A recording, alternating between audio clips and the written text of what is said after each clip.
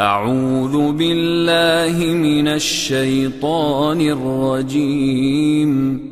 بسم الله الرحمن الرحيم. الحمد لله الذي أنزل على عبده الكتاب ولم يجعل له عوجا قيما لينذر بأسا شديدا من لدنه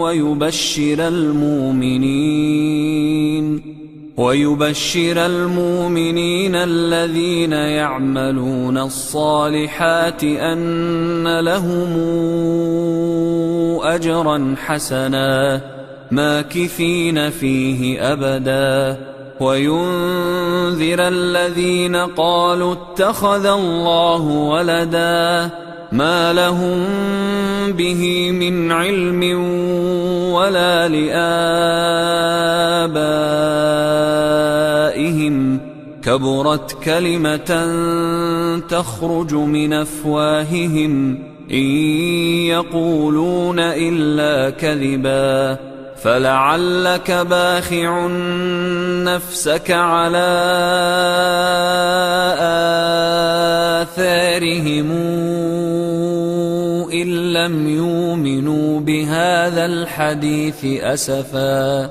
إنا جعلنا ما على الأرض زينة لها لنبلوهم أيهم أحسن عملا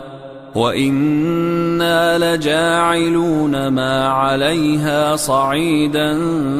جرزا أم حسبت أن أصحاب الكهف والرقيم كانوا من آياتنا عجبا إذا والفتية إلى الكهف فقالوا ربنا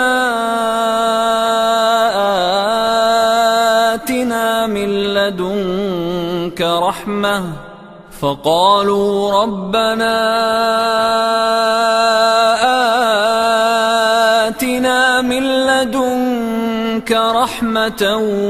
وهيئ لنا من أمرنا رشدا فضربنا على آذانهم في الكهف سنين عددا ثم بعثناهم لنعلم أي الحزبين أحصى لما لبثوا أمدا نحن نقص عليك نبأهم بالحق إنهم فتيتنا آمنوا بربهم وزدناهم هدى وربطنا على قلوبهم إذ قاموا فقالوا ربنا رب السماوات والأرض لن ندعو من دونه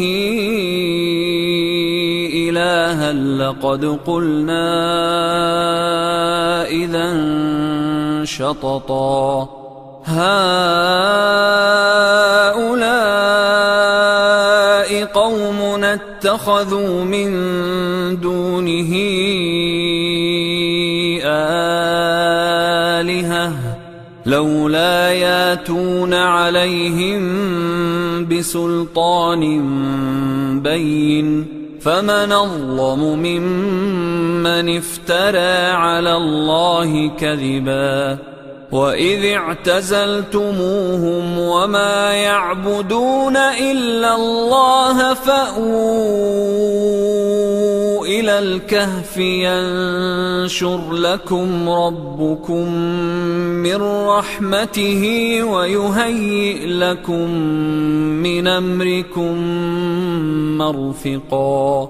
وترى الشمس إذا طلعت تزاور عن كهفهم ذات اليمين وإذا غربت تقرضهم ذات الشمال وهم في فجوة منه ذلك من آيات الله من يهد الله فهو المهتد ومن يضلل فلن تجد له وليا مرشدا وتحسبهم أيقاظا وهم رقود ونقلبهم ذات اليمين وذات الشمال وكلبهم باسط ذراعيه بالوصيد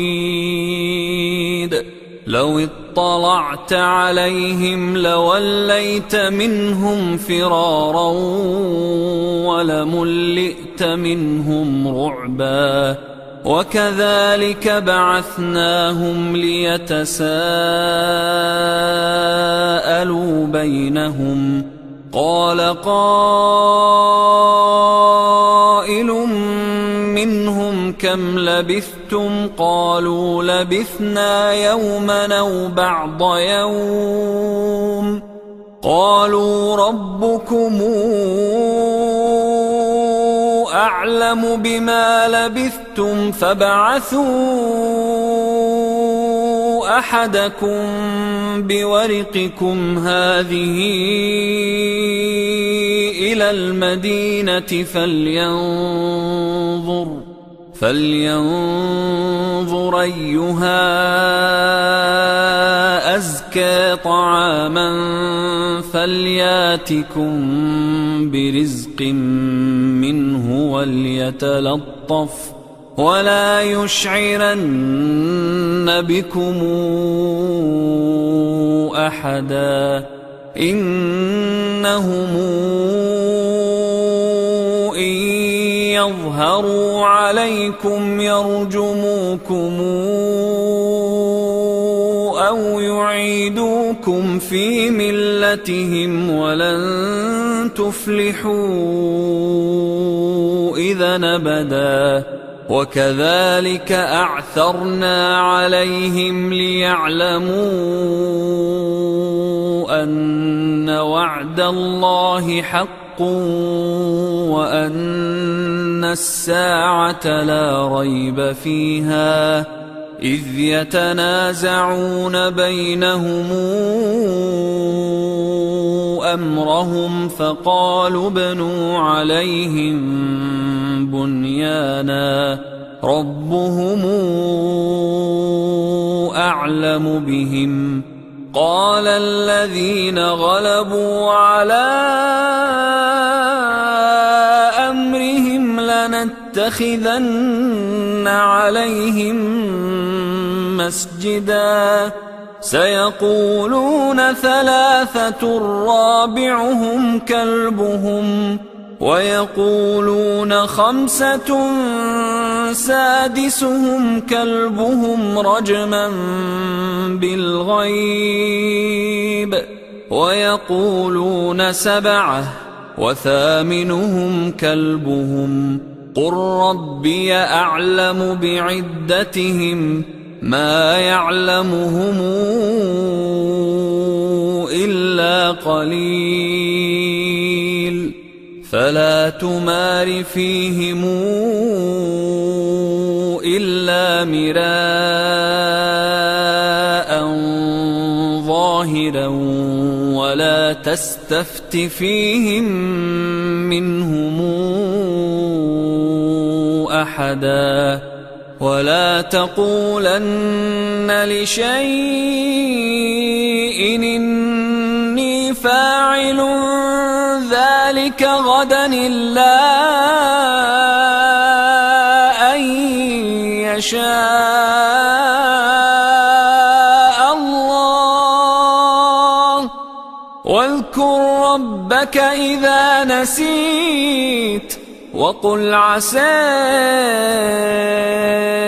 أن يهديني ربي لأقرب من هذا رشدا ولبثوا في كهفهم 300 سنين وازدادوا 9 قل الله أعلم بما لبثوا له غيب السماوات والأرض أبصر به وأسمع ما لهم من دونه من ولي ولا يشرك في حكمه أحدا واتل ما أوحي إليك من كتاب ربك لا مبدل لكلماته ولن تجد من دونه ملتحدا واصبر نفسك مع الذين يدعون ربهم بالغداة والعشي يريدون وجهه ولا تعد عيناك عنهم تريد زينة الحياة الدنيا ولا تطع من أغفلنا قلبه عن ذكرنا واتبع هواه وكان أمره فرطا وقل الحق من ربكم فمن شاء فليؤمن ومن شاء فليكفر إنا أعتدنا للظالمين نارا حاط بهم سرادقها وإن يستغيثوا يغاثوا بماء كالمهل يشوي الوجوه بئس الشراب وساءت مرتفقا إن الذين آمنوا وعملوا الصالحات إنا لا نضيع أجر من أحسن عملا أولئك لهم جنات عدن تجري من تحتهم الأنهار يحلون فيها من أساور من ذهب ويلبسون ثيابا خضرا من سندس واستبرق متكئين فيها على الأرائك نعم الثواب وحسنت مرتفقا واضرب لهم مثلا الرجلين جعلنا لأحدهما جنتين من أعناب وحففناهما بنخل وجعلنا بينهما زرعا كلتا الجنتين آتت أكلها ولم تظلم منه شيئا وفجرنا خلالهما نهرا وكان له ثمر فقال لصاحبه وهو يحاوره أنا أكثر منك مالا وأعز نفرا ودخل جنته وهو ظالم لنفسه قال ما أظن أن تبيد هذه أبدا وما أظن الساعة قائمة ولئن رددت إلى ربي لأجدن خيرا منهما منقلبا قال له صاحبه وهو يحاوره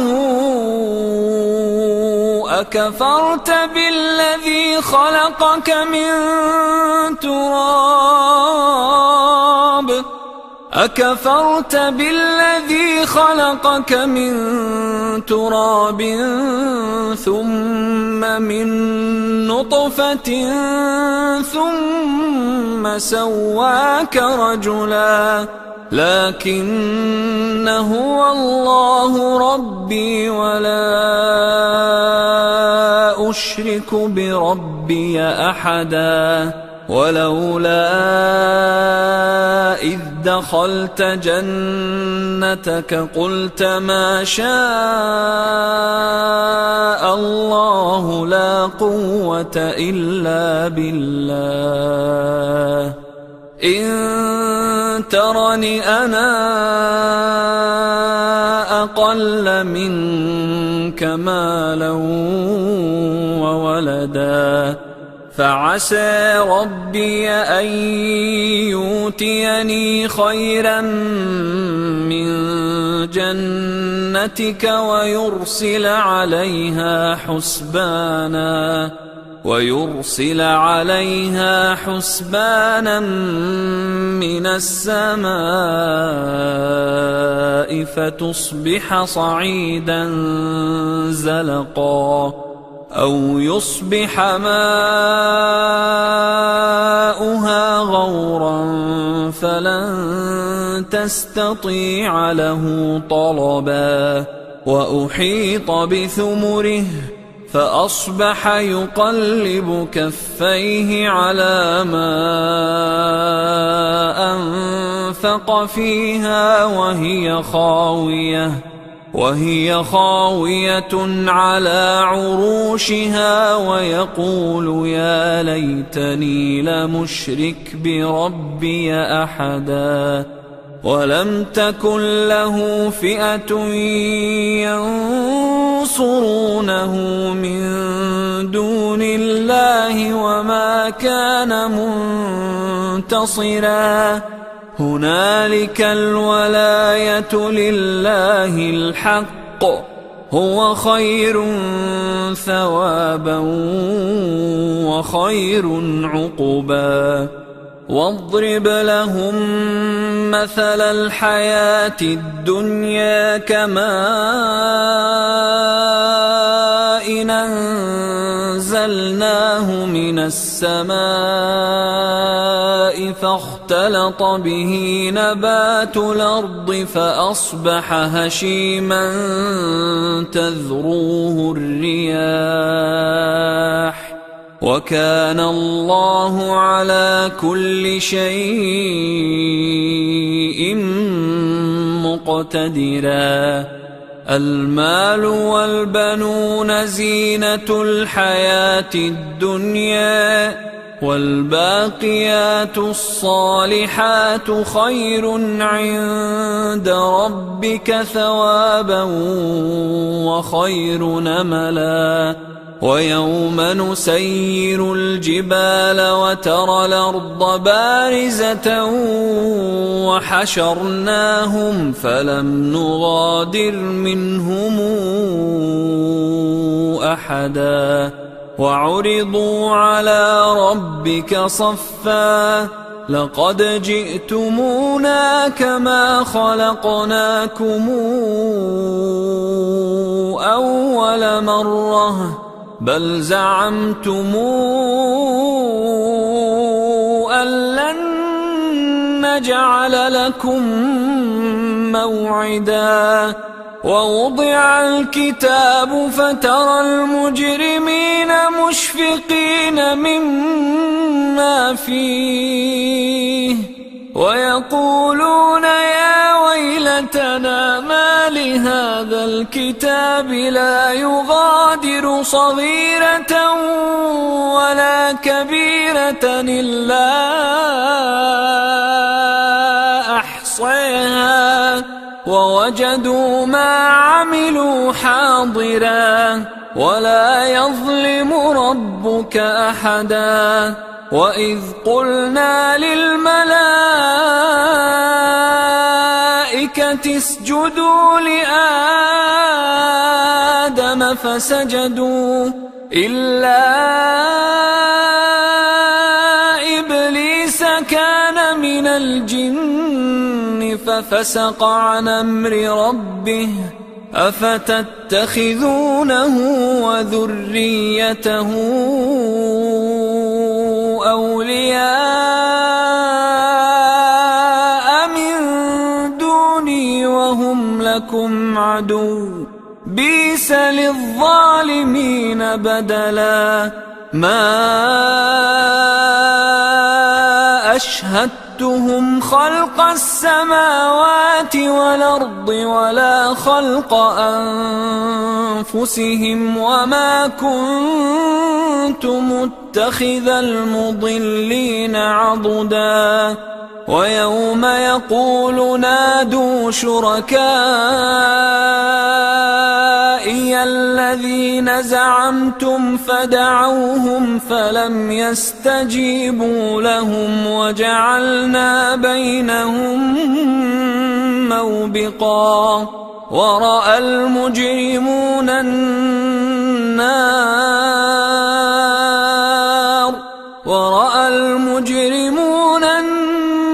النار فظنوا أنهم مواقعوها ولم يجدوا عنها مصرفا ولقد صرفنا في هذا القرآن للناس من كل مثل وكان الإنسان أكثر شيء جدلا وما منع الناس أن يؤمنوا إذ جاءهم الهدى ويستغفروا ربهم إلا تأتيهم سنة الأولين أو يأتيهم العذاب قبلا وما نرسل المرسلين إلا مبشرين ومنذرين ويجادل الذين كفروا بالباطل ليدحضوا به الحق واتخذوا آياتي وما أنذروا هزؤا ومن أظلم ممن ذكر بآيات ربه فأعرض عنها ونسي ما قدمت يداه إنا جعلنا على قلوبهم أكنة أن يفقهوه وفي آذانهم وقرا وإن تدعهم إلى الهدى فلن يهتدوا إذا أبدا وربك الغفور ذو الرحمة لو يواخذهم بما كسبوا لعجل لهم العذاب بل لهم موعد لن يجدوا من دونه موئلا وتلك القرى أهلكناهم لما ظلموا وجعلنا لمهلكهم موعدا وإذ قال موسى لفتاه لا أبرح حتى أبلغ مجمع البحرين أو أمضي حقبا فلما بلغا مجمع بينهما نسيا حوتهما فاتخذ سبيله في البحر سربا فلما جاوزا قال لفتاه آتنا غداءنا لقد لقينا من سفرنا هذا نصبا قال أرأيت إذا وينا إلى الصخرة فإني نسيت الحوت وما أنسانيه إلا الشيطان أن أذكره واتخذ سبيله في البحر عجبا قال ذلك ما كنا نبغ فارتدا على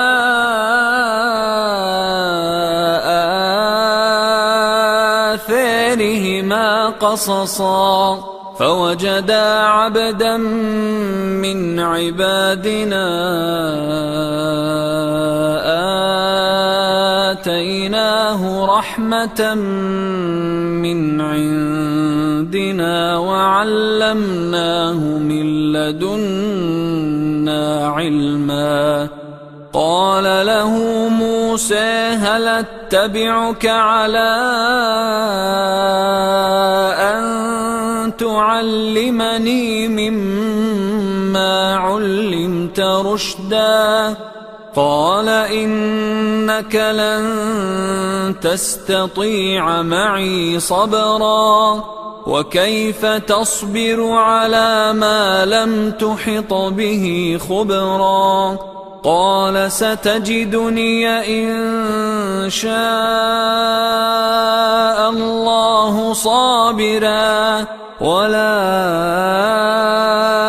أعصي لك أمرا قال فإن اتبعتني فلا تسألني عن شيء حتى أحدث لك منه ذكرا فانطلقا حتى إذا ركبا في السفينة خرقها قال أخرقتها لتغرق أهلها لقد جئت شيئا إمرا قال ألم قل إنك لن تستطيع معي صبرا قال لا تواخذني بما نسيت ولا ترهقني من أمري عسرا فانطلقا حتى إذا لقيا غلاما فقتله قال أقتلت نفسا زاكية بغير نفس قال أقتلت نفسا زاكية بغير نفس لقد جئت شيئا نكرا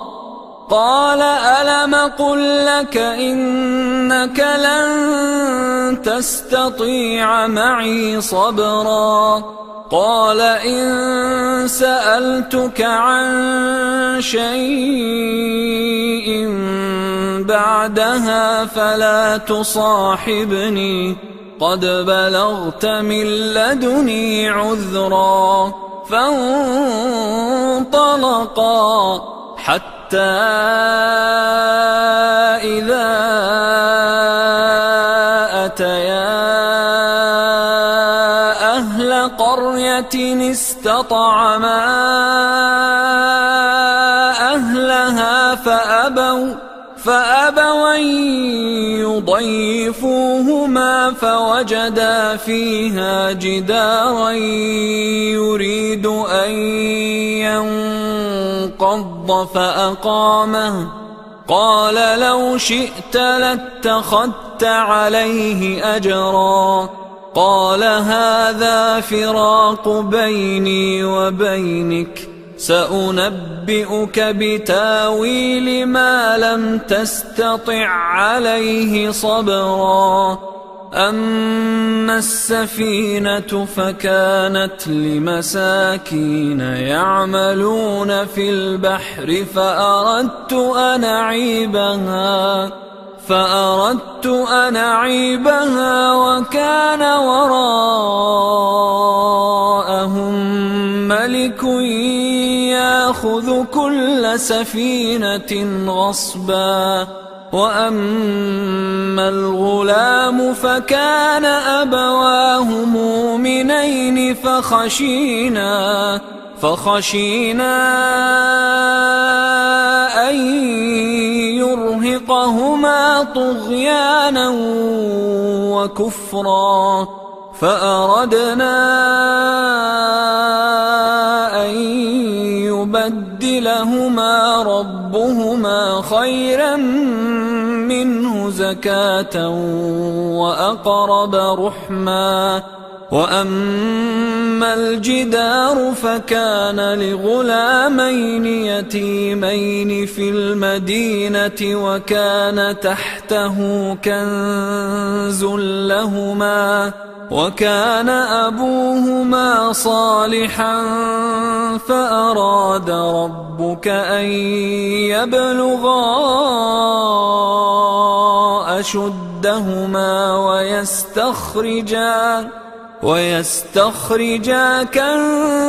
كنزهما رحمة من ربك وما فعلته عن أمري ذلك تاويل ما لم تسطع عليه صبرا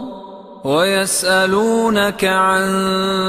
ذي القرنين قل سأتلو عليكم منه ذكرا إنا مكنا له في الأرض وآتيناه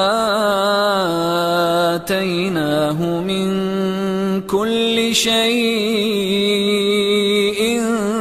سببا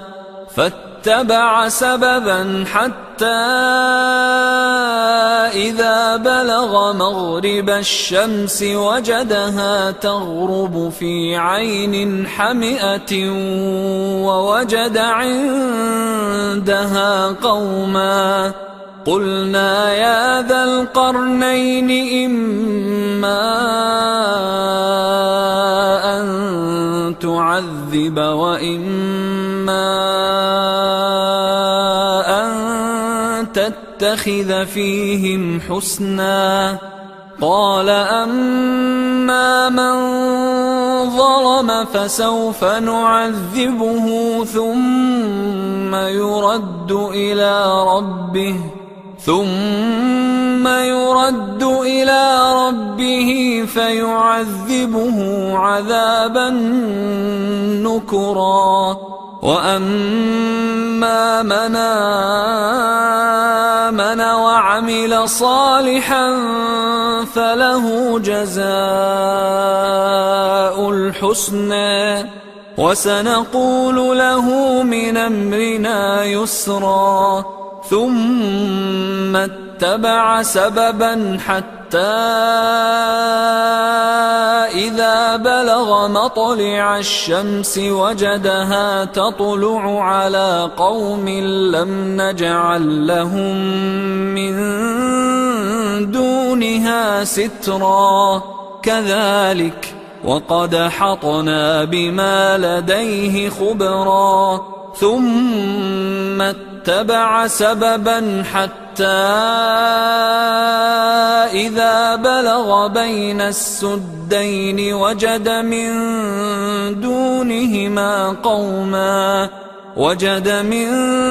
دونهما قوما لا يكادون يفقهون قولا قالوا يا ذا القرنين إن ياجوج وماجوج مفسدون في الأرض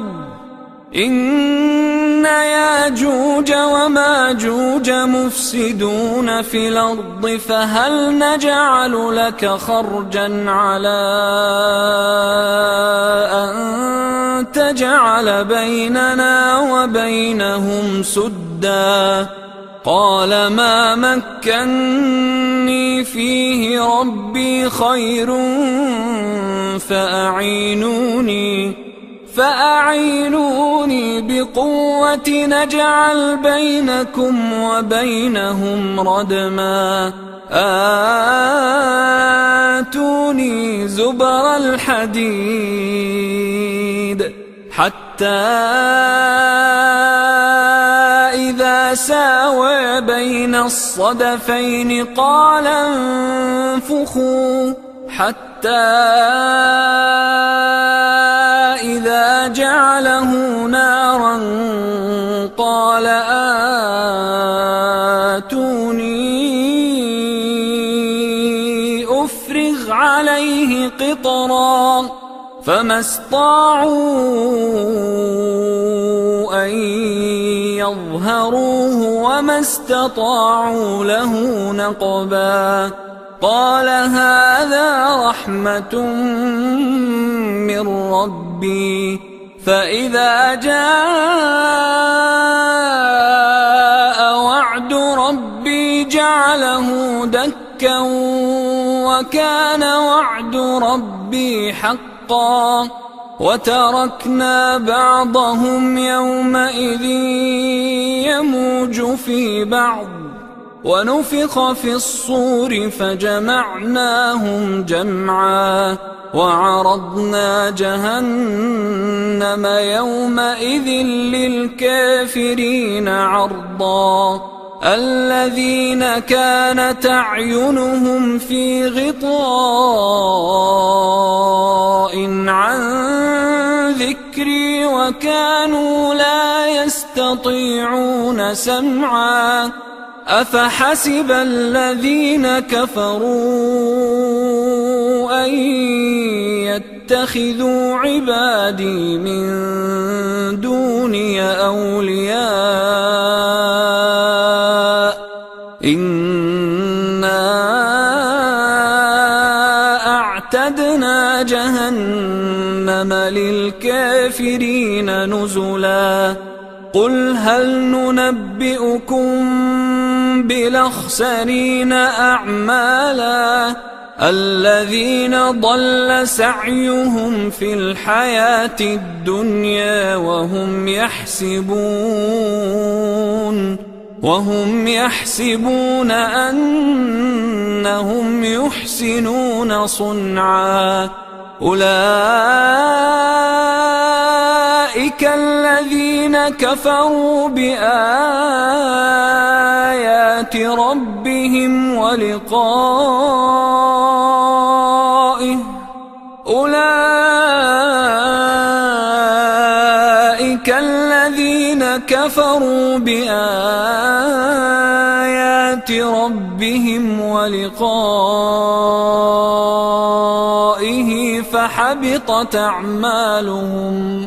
فحبطت أعمالهم فلا نقيم لهم يوم القيامة وزنا ذلك جزاؤهم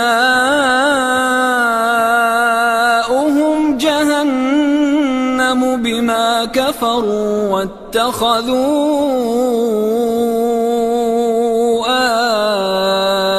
آياتي ورسلي هزؤا إن الذين آمنوا وعملوا الصالحات كانت لهم جنات الفردوس نزلا خالدين فيها لا يبغون عنها حولا قل لو كان البحر مدادا لكلمات ربي لنفد البحر قبل أن تنفد كلمات ربي ولو جئنا بمثله مددا قل إنما أنا أبشر مثلكم يوحى إلي أنما